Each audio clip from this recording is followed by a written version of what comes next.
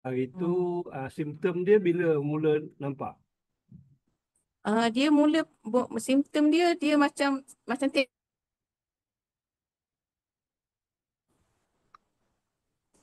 kepala dia macam teling. Lepas tu kita bawa jumpa doktor. Doktor suspek ni lah apa bukan ulcer, apa yang Hydrocephalus. dekat dekat ah doktor Hydrocephalus. sus bukan selalu budak-budak kalau demam tu dekat tekak tu apa nama? Ah, tonsil. Tonsil. Tonsil. Doktor suspek tonsil sebab kan leher dia teling. Doktor suspek tonsil. Lepas tu memang operate lah buang tonsil, buang dua. Tonsil tu buang dua lah dekat tekak dia tu. Lepas buang tonsil tu dalam sebulan macam tu dia jalan tak stabil. Bila dia jalan tak stabil, kita pergi check hospital buat MRI, tu yang dapat detect tu. Dalam bulan puasa. Bulan puasa Muntah dapat semua tak ada detect. lah. Anak saya ada muntah tapi tak kerak. Kita orang ingat kan demam biasa, demam Oh, dia muntah biasa. demam. Oh, demam. Ah, demam. Dia tak sakit kepala, dia demam Dia bila dia muntah tu dia sakit kepala, dia macam menjerit-jerit, sakit-sakit. Hmm. Tapi dia tak kerak muntah dalam sekali dua je. Apa tu? Sakit ah, kepala waktu pagi Sakit kepala pagi pun jarang. Oh. Jarang lah. Dia tak tunjukkan sangat simptom. Hmm. apa ni? Tapi mak Tak ada. tidak cepat. Ha. Mata mata dia masa tu okey. Mata okey, cuma bila dia jalan tak stabil tu je kita bawa Ah, jumpa doktor tu ya. yang ah, dia tak stabil, dia jalan macam ambulance lah. Hmm. Dia memang dia Ah, pasal medulloblastoma memang dia di kawasan cerebellum tu. Cerebellum tu memang kawasan otak kita yang kawal keseimbangan. ya. Hmm. Tu Tahu yang kan lepas. yang anak kami pun dulu medulloblastoma juga. Oh, buang lah, sempat operate lah. Ya, Operate ya, buang. ya. Dia lepas operation tu memang tak boleh berjalan ke macam mana? Memang masa dulu pada masa tu Kak Cik dia dah 7 cm. Jadi dia Oh. bila lepas operate tu memang terlantar lah pun kan. Ah, Hmm. mata pun tak boleh buka mula-mula. Dan Kak Cik Hmm. datang dalam keadaan memang dah teruk. Pasal kita orang Hmm. buat rawatan alternatif dulu. Hmm. Lambat lah, 6 bulan. Memang kita buat rawatan alternatif. Memang rawatan Hmm. alternatif memang tak hilang lah. Hmm. Tumor ni. Kami dapat tahu je terus pergi hospital. Doktor Ha, cakap nak apa? Nak pasang shine terus. On ha. time terus. Doktor buat masuk hospital sehari, esok kan terus dia buat pasang shine. InsyaAllah lah. Memang Ni radioterapi nanti plan berapa kali? kalau ikutkan doktor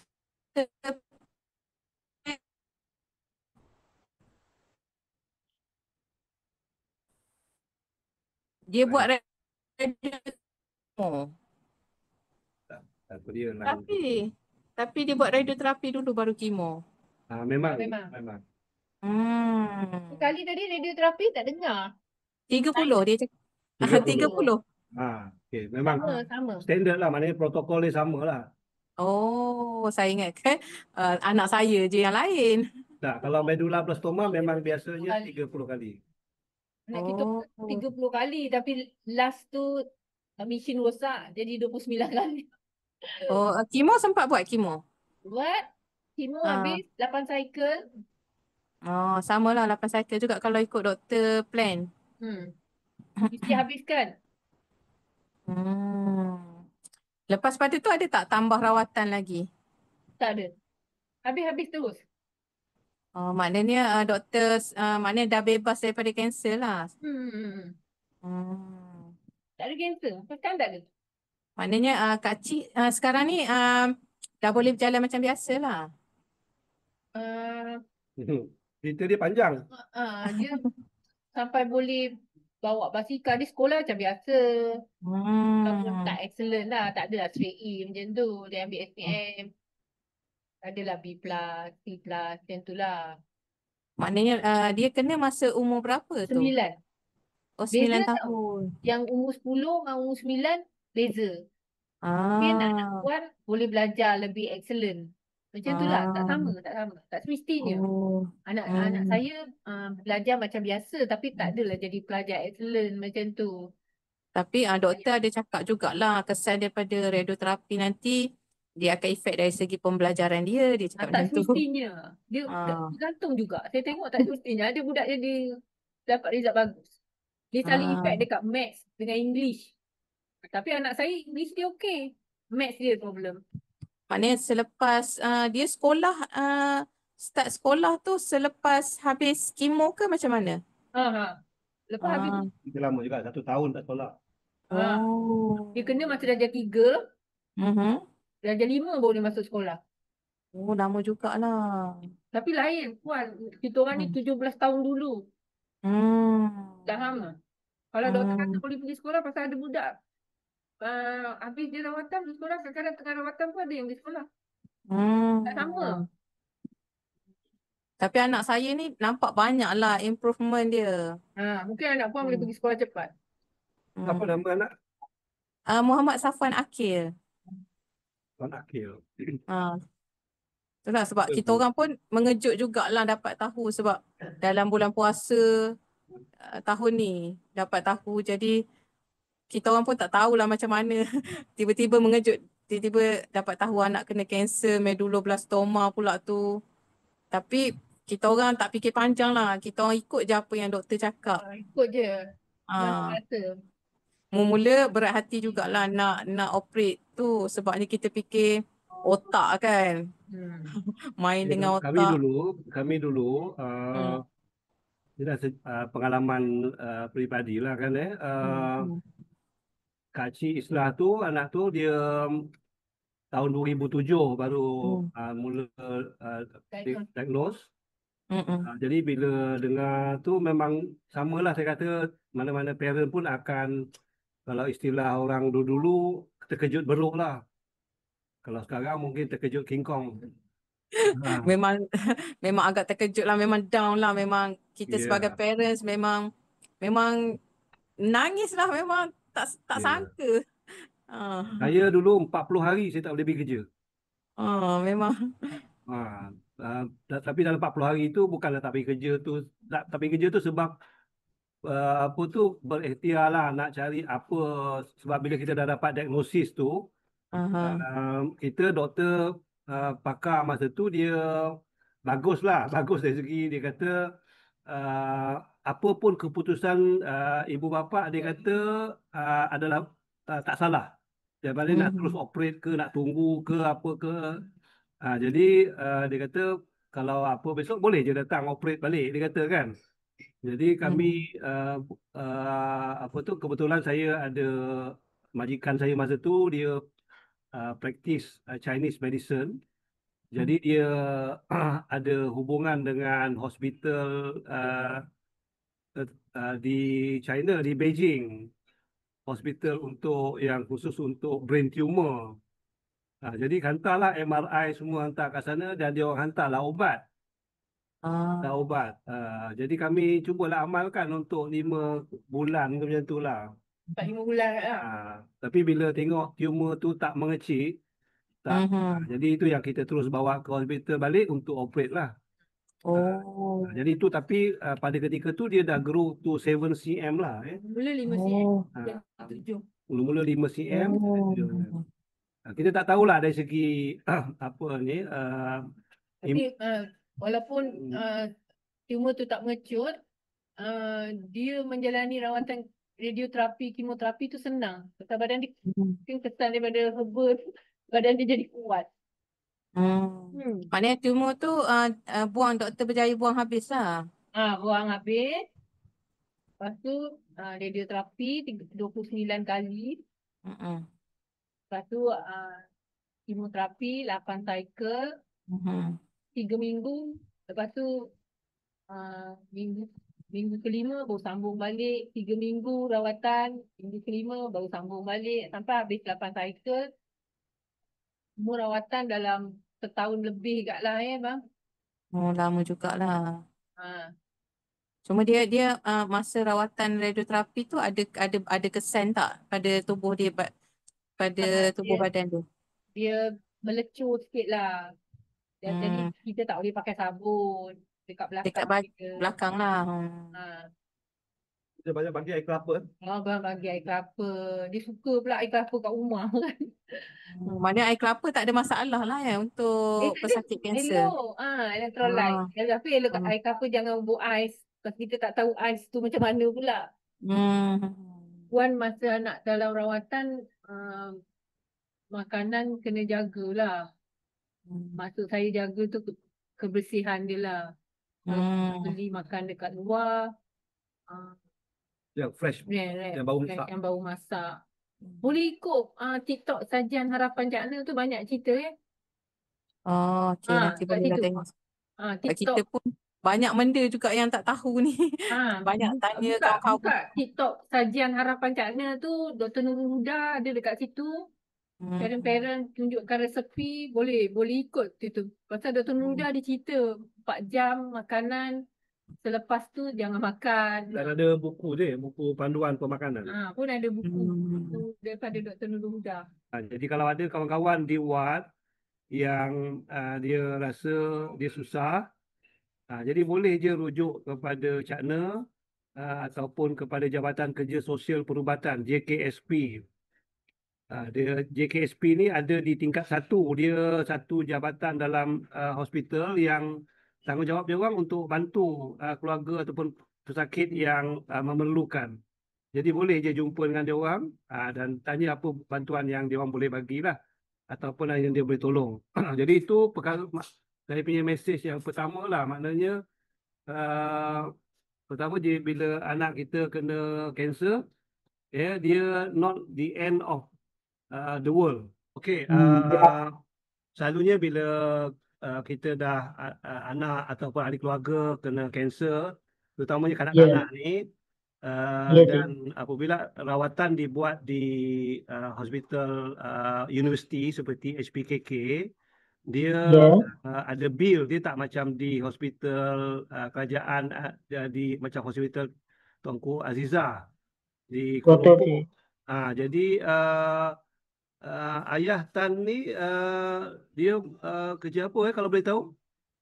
Dia penyelidik ladang cik. Dia kerja sebagai penyelidik ladang. Oh, dia ladang yang dekat Ulu Kancung tu ya? Kancung tu. Dia ladang kelapa sawit. Dia kerja sana dekat ladang tu. Apa Ganteng Siu apa? Ya betul cik. Mak saya dulu tahun 80-an kot pernah kerja kat sana. Oh betul. Itulah kita pun terkilan bila kita mengharapkan insurans tiba-tiba lepas tangan dia kata tak boleh claim. Lepas tu keluar pula quotation 36,000 dengan RM700. Dia kata untuk 4 cycle. HUKM bagi sekejap. So dia ada insurans. Mula-mula kita nak guna insurans. Masa kita nak pergi dekat hospital tu, insurans kata tak boleh claim. Sebab dia adalah separa swasta dengan separa government. So right now kita terpaksa bayar sendiri. Kejap, hospital apa tu? Insurans apa? Great Eastern kalau tak silap saya. Great Eastern. Okey, boleh double check lagi. Memang kalau macam hospital HPKK tu, dia bukan panel. Betul. Jadi bila bukan panel, kita tak boleh pakai medical card. Betul cik. Itu tapi, yang masalah. Tapi yang saya maklum, actually dia kalau kita bayar dulu, lepas tu boleh claim tak dengan insurans kemudian? Sebab kita sebenarnya sebelum ni dia ada rawatan dekat Colombia. Itu pun kita pay dulu. Sampai sekarang kita tak dapat claim dia cik. Dah 2 tahun tak dapat claim. Kita bayar pakai duit sendiri pun tak dapat lagi claim. Itulah kita macam nak cari 36,000 ni sekarang. Macam susah lah. So far kita tengah manage dapat kumpul sikit-sikit. Kita bayar dulu. Yang totally ni lah kita tengah minta bantuan sana sini semua. Ya. Okey, tak apa. Apa tu, Cakna nak katakan nak boleh tanggung rawatan tu mungkin tak boleh lah. Tapi nanti kita boleh berbincang lebih lanjut. Tapi paling kurang apa ni, keluarga ni saya jangka boleh layak tapi saya tak tengok lagi rekod. Keluarga ni mungkin layak untuk dapat bantuan sara hidup. Kita ada RM350 untuk 6 bulan. So Okey. setiap bulan dapat 350 lah. Itu untuk just to cover duit makan ke apa kan macam tu. And then nanti Okey, bila sekarang ni dia masih di ward kan? Ya cik, dia tengah buat hospital pertama. Dah 2 kali dia naik kemoterapi. Minggu ni dia dah macam kena demam sikit. So doktor hold dulu lah. Sehingga antibiotik dia bagi tu okey sikit, baru dia akan continue lagi. Apa tu kemudian nanti bila macam dah habis bantuan sara hidup tu, kita ada bantuan tambang. Ya cik. So kalau dari rantau nak pergi ke HPKK tu ya, dengan tol dengan minyak tu dapatlah sikit juga untuk cover. Jadi terima kasih. itu pun nanti boleh memohon juga. Cara dia Ya minta cik. ayah atau mak pergi ke tingkat 1, Tingkat 1 dekat SU camp tu lah. jumpa Jabatan Kerja Sosial Perubatan JKSP. Okey. Dan beritahu kata nak minta bantuan cakna. Boleh cik. Cakna. Jadi minta bantuan. Jadi yang itu saya rasa tak ada masalah untuk kita bagi bantuan. Okey cik. Dan Lagi satu lah sekejap ya. ya, Tadi cik mention tu Jabatan Kerja Sosial Perubatan Japan J- Korea Sosial Japan Perubatan for JKSP. tingkat 1 and then I have to mention Cakna. Kata nak minta bantuan cakna. Begitu. Bantuan Cakna. Okey cik, saya minta kata saya Mula-mula ni dia bermula dengan bantuan sara hidup lah.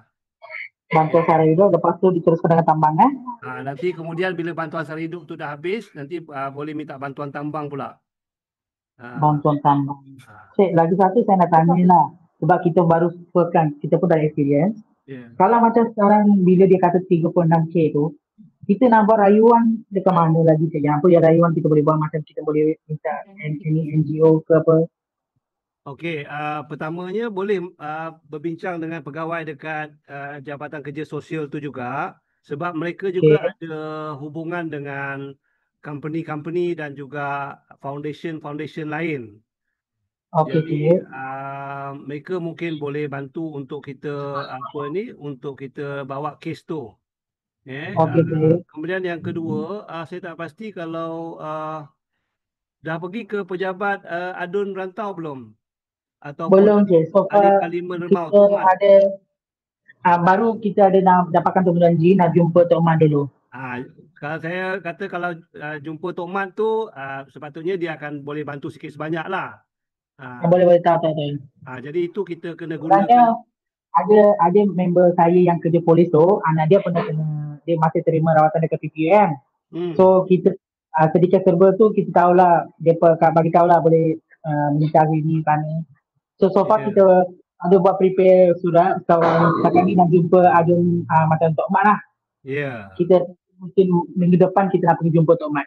Cakna ni ialah persatuan yang ditubuhkan dan dianggotai oleh kebanyakannya ialah ibu bapa yang anak mereka pernah kena kanser juga, macam juga Encik Tan punya keluarga. Betul betul. So we understand apa yang kesusahan yang dilalui.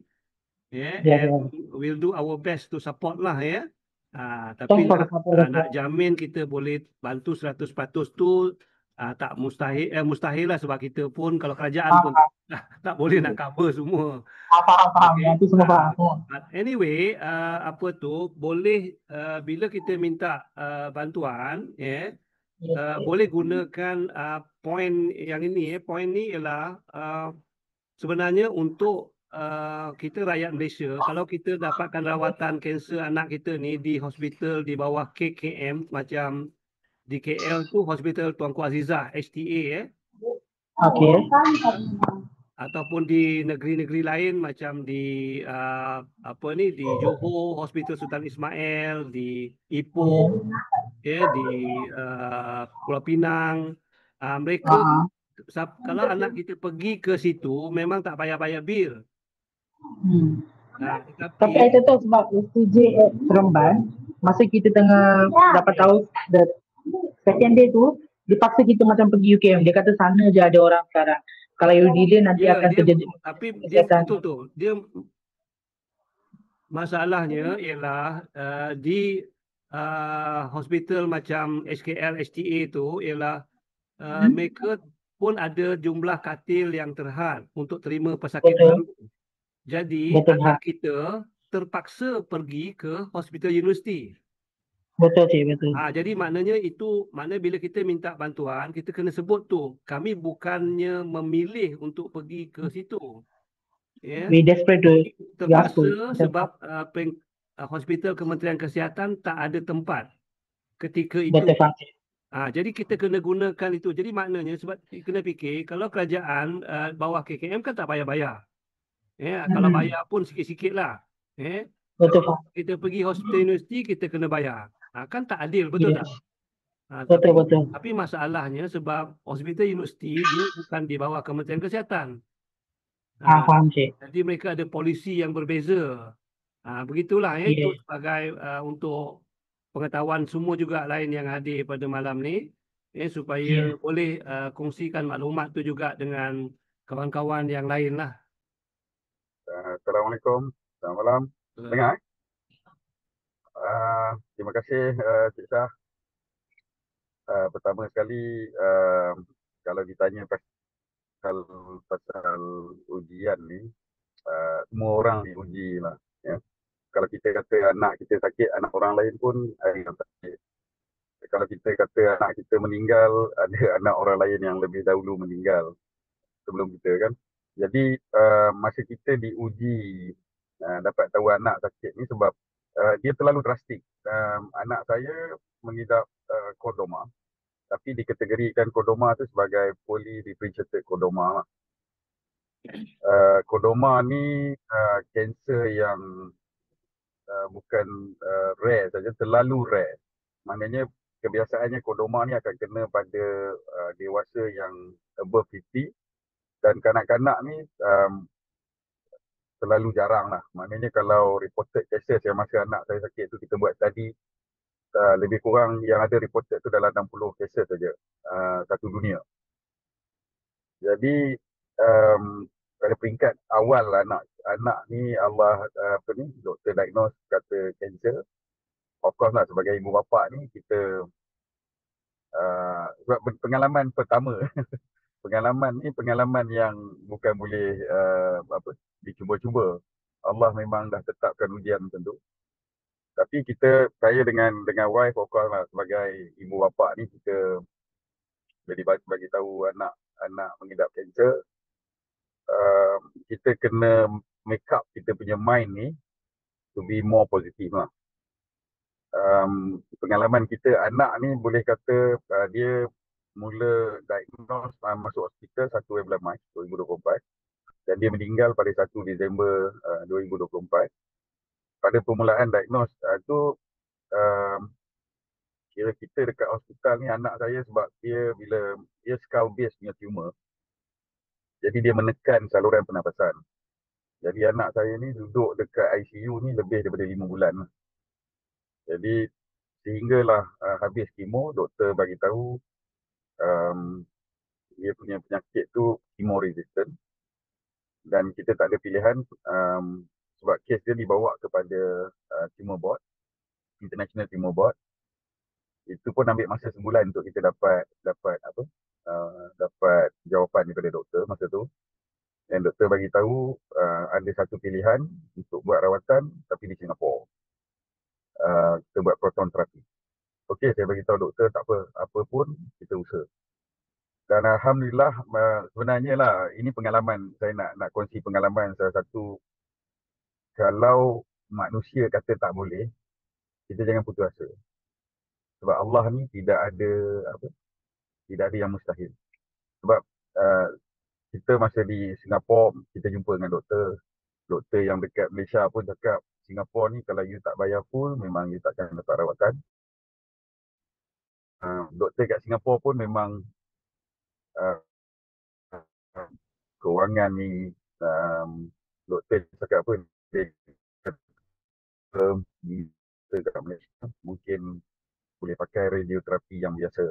Sebenarnya doktor dah bincang dengan expert yang paling senior lah, specialist.